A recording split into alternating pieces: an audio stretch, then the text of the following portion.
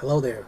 This is Dr. Samurai, a professor in Japan specializing in international and social pathology. In my minute lectures, I would like to discuss with you underlying mechanisms of some of the hottest issues in the world and in the United States, both from Eastern and Western perspectives. And I am hoping you will share the same insight into today's problematic world so that you can lead your everyday life wisely with sense of security. And today's topic is human mission. Have you ever thought about what the human mission will be on this planet Earth? Now on this planet, everything is split. Human and nature are clearly split, and it's causing environmental distractions outside. It is also causing human distractions inside by abuse and neglect. Physically, such compartmentalization is very weak and highly unstable from external pressures, and it will never attain truly peaceful and happy state.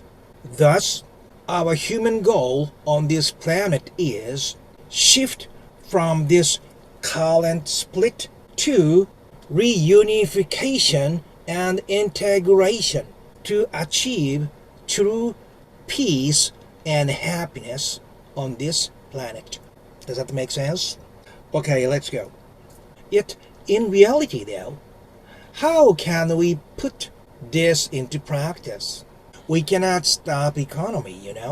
In other words, how can we stop our environmental distractions, which is the main symptom of our human and nature split? Answer is, to stop distraction, we must stop capitalism. But how? Do we shift to socialism and communism, which clearly did not work in the past history and still is not managed in healthy manner?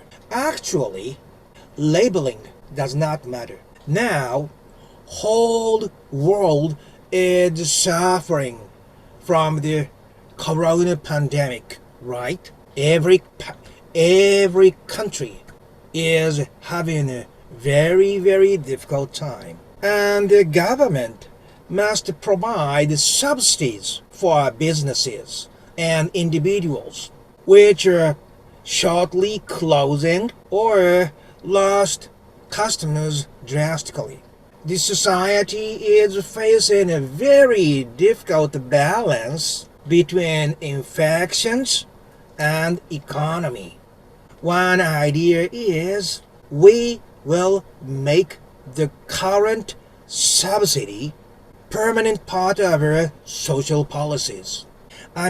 To grade up the artificial and random subsidies provided now into continual, stable financial supports by the government even after this corona pandemic is over. The government must pay considerable amount of subsidies anyway, right? If so, we will rather make these subsidies systematic part of the government policies. That is, we do the supports by way of universal basic income as a new part of our government policies. Then how can we get such financial resources? To get the financial resources for it, we could abolish, for example, unemployment insurance, welfare, and so on, and guarantee the income for everybody to lead a minimum decent human life. Financial resources also can be gained from the tax on the rentier who owns infrastructural softwares, algorithms, blueprints, and so on, such as Google's and Facebook and all those the other big infrastructure company, because people have to pay to use them each time to live in this new world. By receiving universal basic income, people will not be as hungry for work because they have their basic income. At the same time, business owners can fully advance their automation as they please by adopting 3D replicators, AI, and so forth, while employees might want to retrain themselves for higher marketable skills if they like in the newly automated work environment. In the long run, most people will drop out of paid labor. More things are produced and delivered freely. GDP will begin to fall together with the cost of living, and the universal basic income will wither away, and so will money economy itself in the end. The point is, how can we make this in reality? The point is, the world superpowers must do this together at the same time, not one country among all the other countries. Is such a thing possible in reality? I believe so.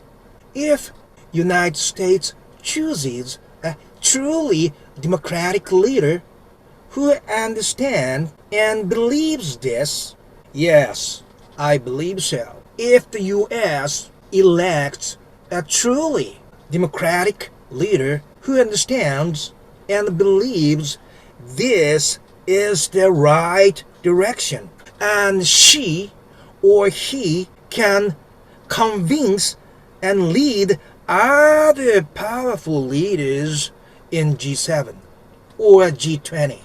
This is fully possible. I would like to believe.